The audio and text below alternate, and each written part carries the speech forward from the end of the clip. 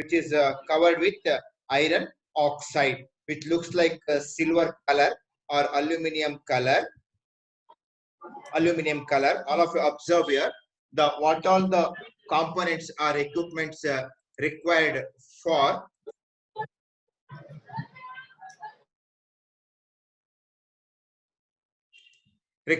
electric arc welding.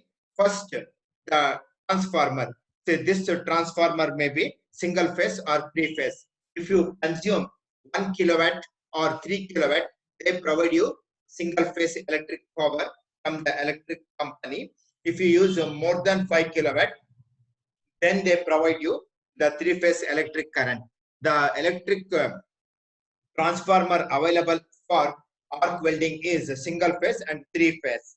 And this, all of you observe here, this is very, very important.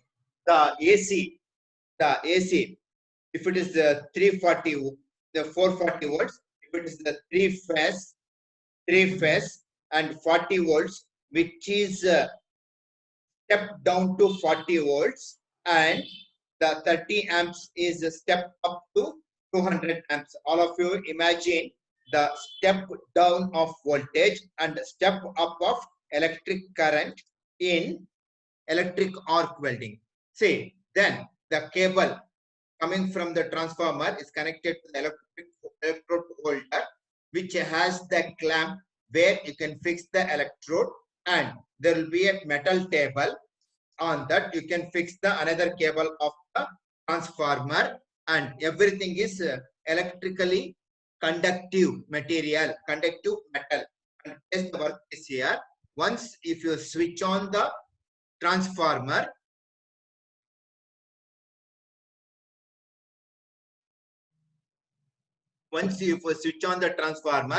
bring the electrode near to the table and struck the arc. If you bring the electrode near to the table top, there will be workpiece. If you slightly touch the table, the arc is developed.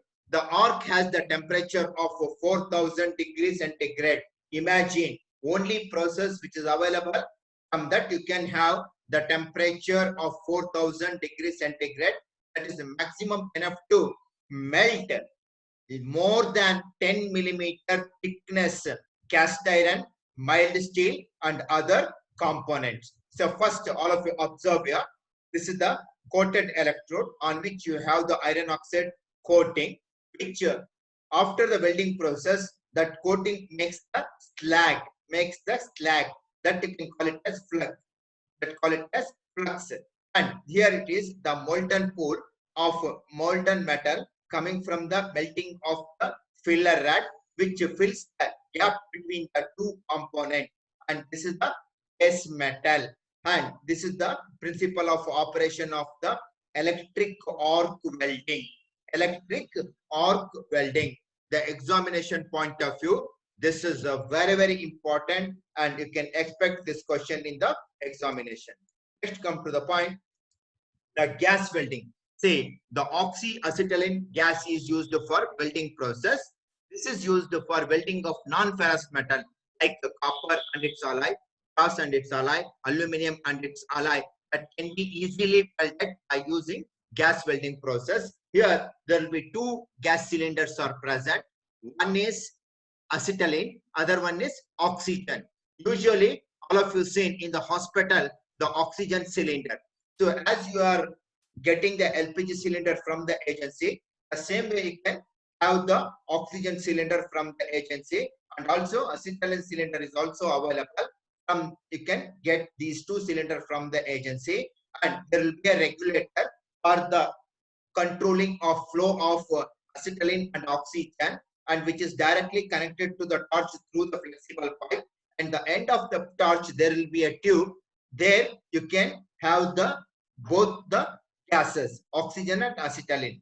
By igniting the flame in the tip of the torch, you can produce three types of flame. One is neutral flame, oxidizing flame, and carburizing flame. All of you observe here in this diagram. This is the tip of the torch, and this is the cone of the flame. It has the temperature of 2100 degrees centigrade to 3000 degrees centigrade. depending upon the supply of oxygen and acetylene. From this temperature flame, you can burn the base metal and the other metal to be joined. And this is the welding rod. This used as the filler metal that can be moved in this direction, which fills the gap between the two components. After leaving the joint for 5 minutes or 10 minutes, the joint solidifies and you have the strong gas welded shot. Gas welded shot. This is the principle of operation of the gas welding process. See, all of you write down the question. Explain briefly the arc welding process, list the applications and limitation. And the same way, write the explain briefly with neat sketch gas welding process, list the applications and limitations. Next, come to the point. The three types of flames. Many question paper, almost all the question paper, you have a question on different flames produced by the oxyacetylene flame or in gas welding process. So there will be three types of flames are usually observed in gas welding process. One is neutral flame, where the percentage of oxygen and the acetylene is 50-50, and in oxidizing flame, the more than 60% of oxygen is used in oxidizing flame. In carburizing flame, more than 60% of acetylene is used. Depending upon the type of flame, you can use it for different applications. And almost all of you heard ship breaking unit.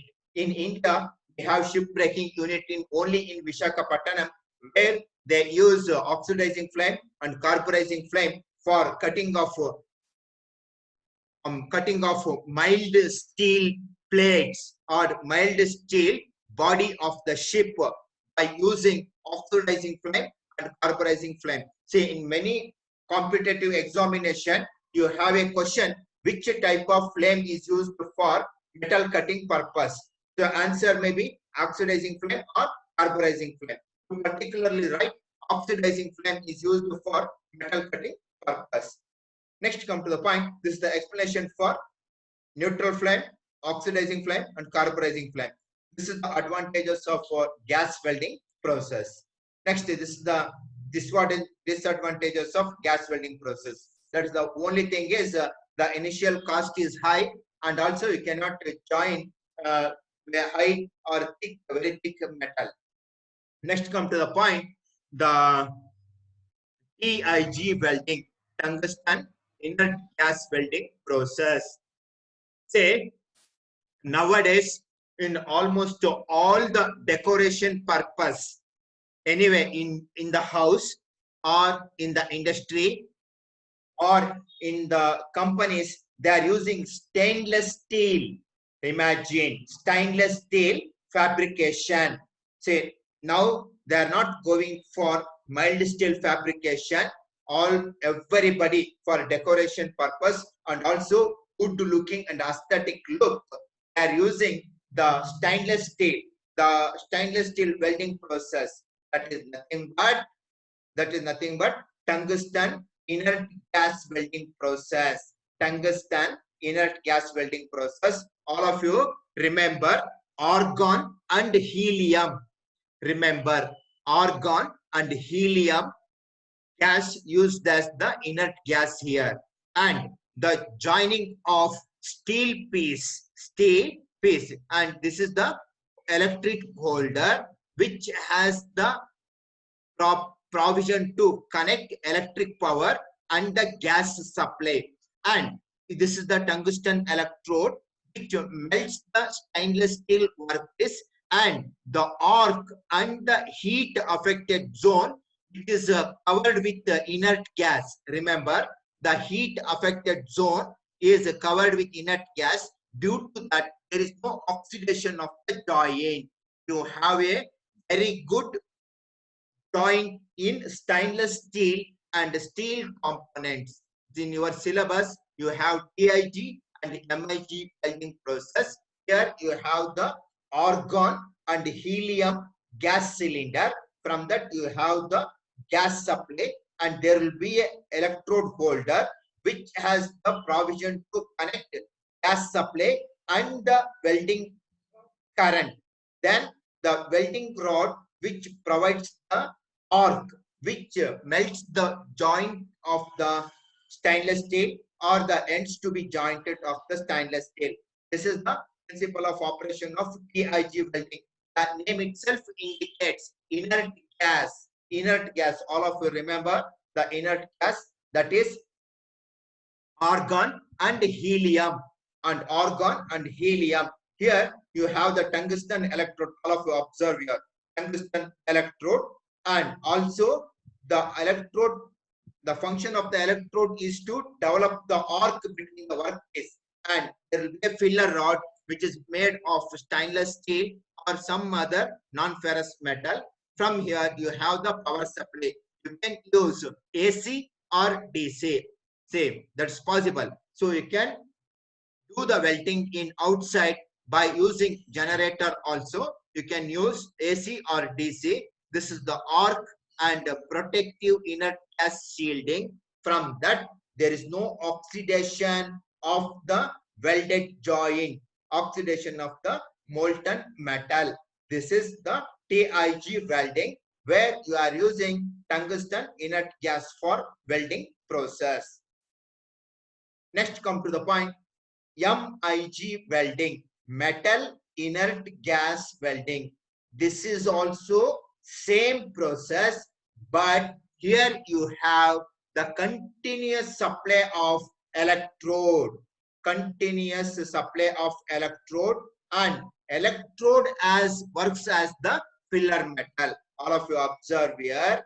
This is the rollers which provides the continuous supply of electrode and makes the joint, and the electrode holder has the provision to connect the power supply as well as the gas supply.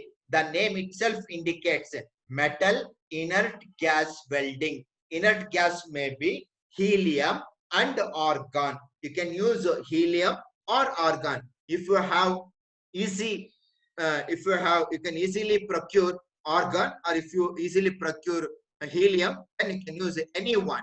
So here, this is the continuous electrode supplied to the joint, and the electrode melts and fills the gap, and the shielding gas, that is the helium or argon, which shields the joint and which avoids the oxidation of the joint. This is metal inert gas welding process. Remember, metal inert gas process. Previous one is tungsten inert gas welding. There you are using tungsten electrode. Or otherwise here you can use stainless steel or mild steel or any other form of solid wire electrode. Solid wire electrode. Both the processes are same, but the thing is you can use your mild steel, stainless steel or any other type of continuous electrode that is in the wire form. The joint is covered with the inert gas which avoids the contamination of the joint or oxidation of the joint. So this completes the fourth module. This completes the fourth module. And all of you, please write down the question. Write down the question. Explain briefly. Explain briefly with a neat sketch. Explain briefly with a neat sketch. TIG welding.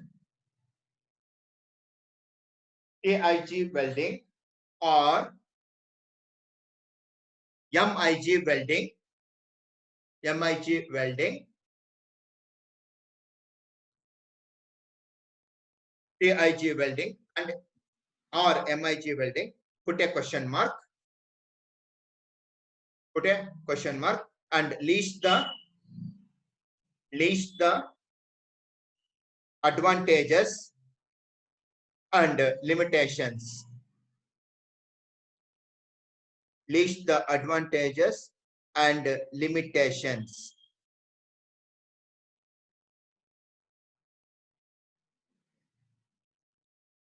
Sorry, I forgot to tell. You have little portion left in the fourth module. That is the belt drive. Belt drive. So all of you see the belt drive in the floor mill or in the workshop or in the machine tools and also many of you have sewing machine in your house. There you can use the belt drive for running of the machine. That you can say transmission of power from one place to the other place. Say if a single motor can be used for transmission of power from one place to the other place. Next, come to the point, the classification of belt drive. The belt drives are classified into two types. One is open belt drive, other one is crossed belt drive. One is open belt drive, other one is crossed belt drive. So open belt drive means, say all of you observe here, this is the driving pulley. This is the directly connected to the motor, and the driven pulley it is connected to the machine tool. And here you have two sides. One is a tight side and the other one is slack side. Remember, due to the gravity, the bottom belt always a tight side and the top belt side is the slack side. The name itself indicates slack side. Say, all of you observe here, this is the driving pulley, which is directly connected to the motor, and the machine is connected to the driven pulley, and you have two sides. One is the slack side, other one is tight side, and the diameter of the driving pulley is A1, and the diameter of the driven pulley is A2, and the speed of the driving pulley is N1, and the speed of the driven pulley is N2, and the contact angle of the driving pulley is theta1. Contact angle of the driven pulley is theta2. Next, come to the point. In this diagram, you can clearly analyze the difference between the open belt drive and cross belt drive. As I told you, the open belt drive, this is the slack side, this is the tight side, and this is the driver pulley, and this is the driven pulley. And in the same way, cross belt drive, this is the driver pulley, this is the driven pulley, and the position of the belt is in opposite direction. Say here, the rotation of the driver pulley, the same rotation, same direction you have in the driver pulley. But here in the cross belt drive, the opposite, the moment, the rotation of the driver pulley and the driven pulley are opposite to each other. All of you observe here, the direction of the arrow mark, driver and the driven, both are in opposite direction. But in case of open belt drive, this is in the same direction. That's the major or main difference between open belt drive and cross belt drive. So these are the difference you observe in open belt drive and cross belt drive. So all of you, please write down the question. Explain briefly.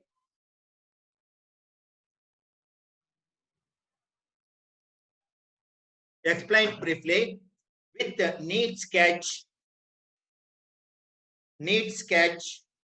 the open belt drive and cross belt drive. Explain briefly with neat sketch open belt drive and cross belt drive. Next, come to the point. All of you write down the question.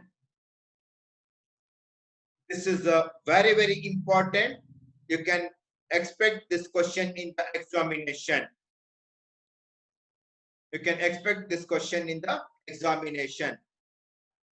Derive an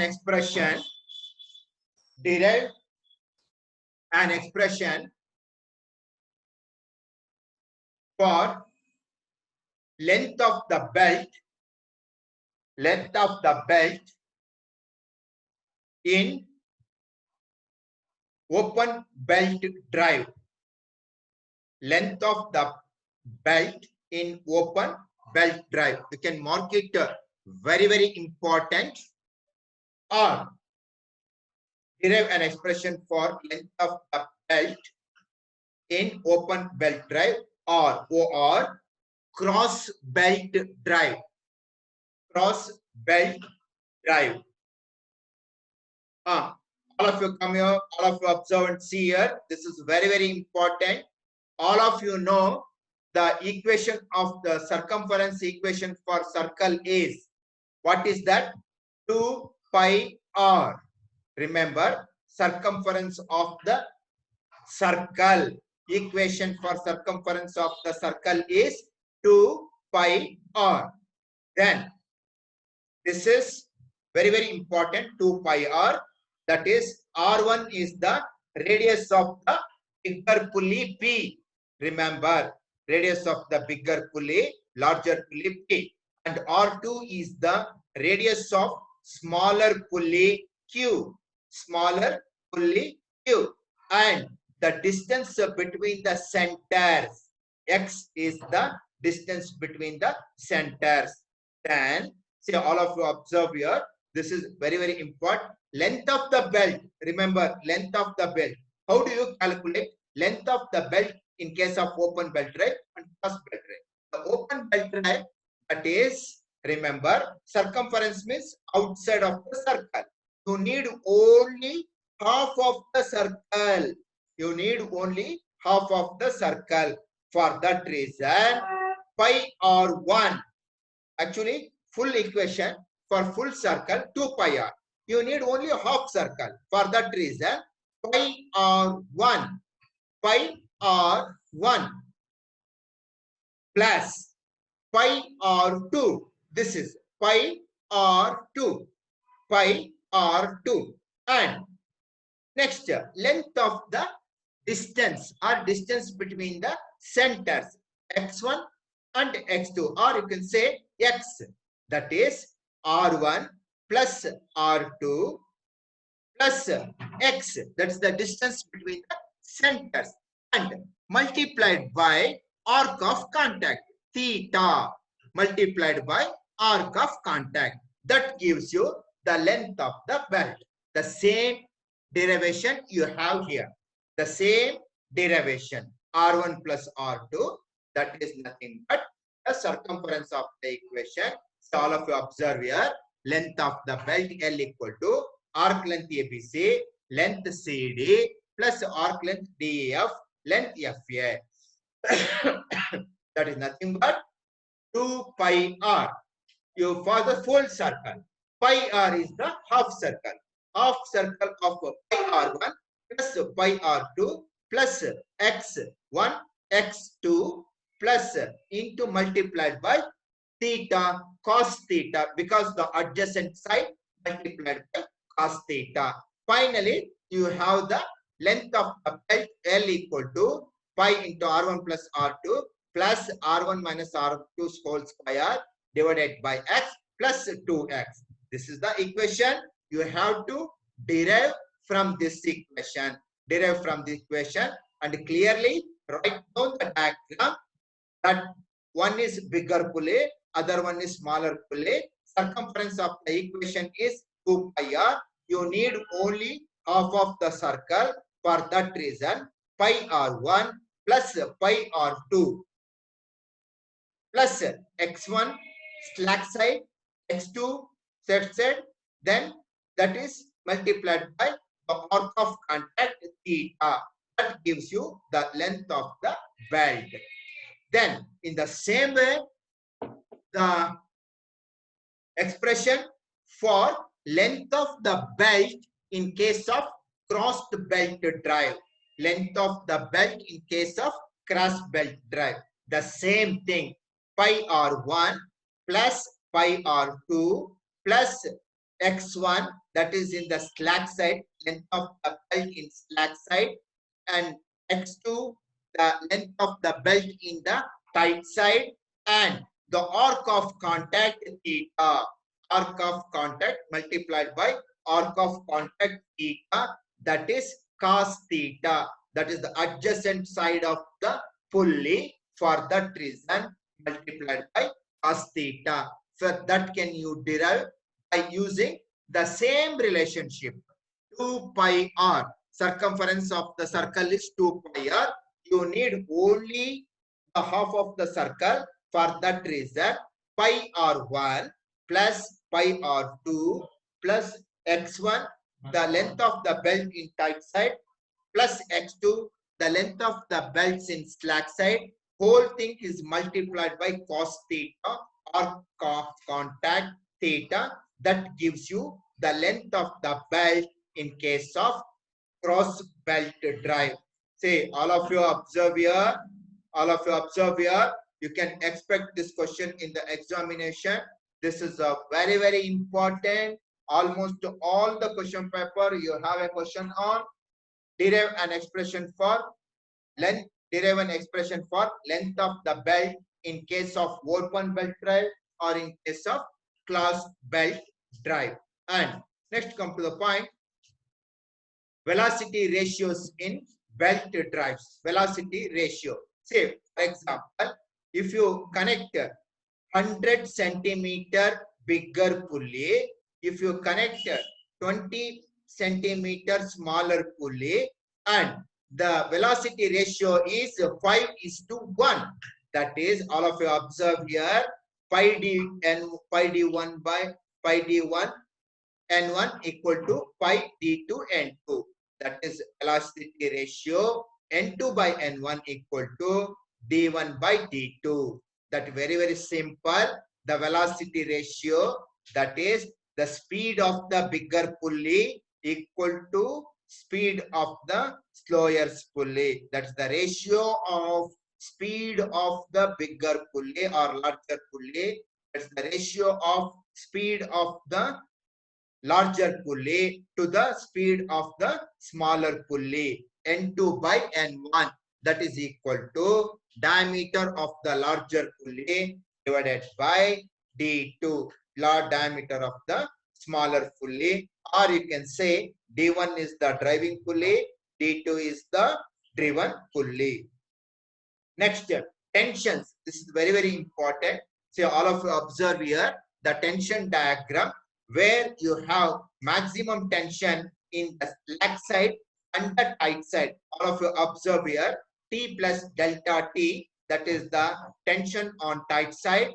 T plus mu r is the tension on slack side. So derive the equation for ratio of tension if you are belongs to mechanical, and if you belongs to computer science, only you write this much.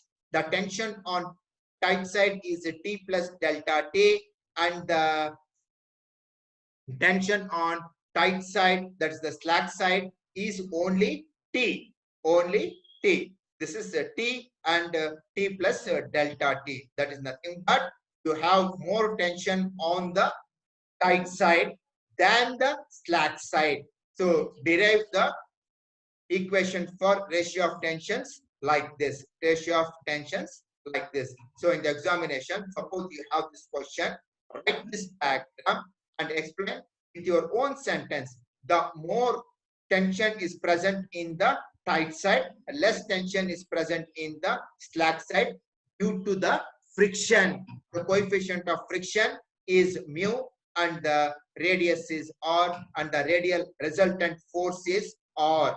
Resultant force is r, mu into r. Coefficient of friction mu and the resultant force r. So just to show three arrow marks: the tension on slack side, tension on tight side, and the resultant force, and also the coefficient of friction mu into r. So and simplify the diagram like this. Delta theta is the contact angle, and this is the mu into r, coefficient of friction into resultant force, and this is the tension T on tight side plus delta T, and this is the tension on slack side. So this is the ratio of tensions. So examination, suppose you have this question in the examination, just to show the arrow marks and show the T, mu r and resultant force. And here you have a small problem. The power is to be transmitted by using belt drive. Say this is the radius of the larger pulley, that is R1 equal to 600 by 2, that's 300 mm. And the radius of the smaller pulley 300 by 2, 150 mm. And the distance between the two pulleys is 3 meters. You can calculate the length of the belt L equal to pi into R1 plus R2 as R1 minus R2 whole square divided by X plus 2X. Substitute the values of R1, R2, X and L here. You can calculate the L, length of the belt in case of open belt drive. In the same way, calculate the length of the belt in case of cross belt drive. See, all of you observe here, the length of the belt is very less in case of open belt drive and cross belt drive. So you have a radius R1, radius R2, distance between the center X, and substitute the values here. You will get the length of the belt in open belt drive and cross belt drive. Next, come to the point. This is the engine case, the driving pulley, the data available for driving pulley and the driven pulley, and calculate the speed of the maybe driving or driven. N2 by N1 equal to D1 by D2. You need a driven speed, driven pulley speed. For that reason, N2 equal to D1 by D2 into N1. That is 50 by 30 into 276. The speed of the driven pulley is in 506 RPM. 506 RPM. Now I make all of you the unmute to all.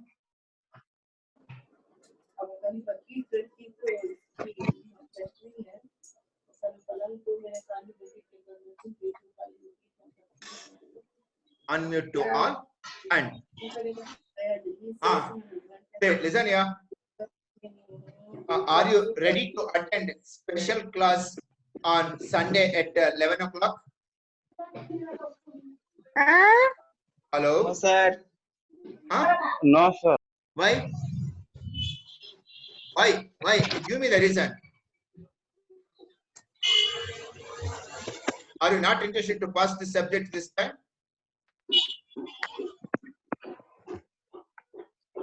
Harshita, can you listen?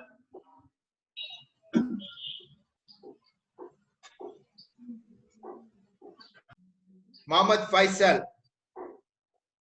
Can you listen, Mohammed Faisal? Say, all of you, listen here. You have a special class Monday, 11:30. Monday, 11 o'clock. Sorry. Remember, Monday, 11 o'clock, you have special class. Monday, sir. Sorry, not Monday. Once again, you have regular class on Monday at 10 o'clock, and Sunday you have special class at 11 o'clock. Monday Raja alva. Monday Raja, Habba Sir, please, sir. Monday you have special class 10 o'clock as well as 11 o'clock, and you have special class on Sunday at 11 o'clock. 11 o'clock. Remember, Sunday you have special class at 11 o'clock, and Monday regular class at 10 o'clock and special class at 11 o'clock.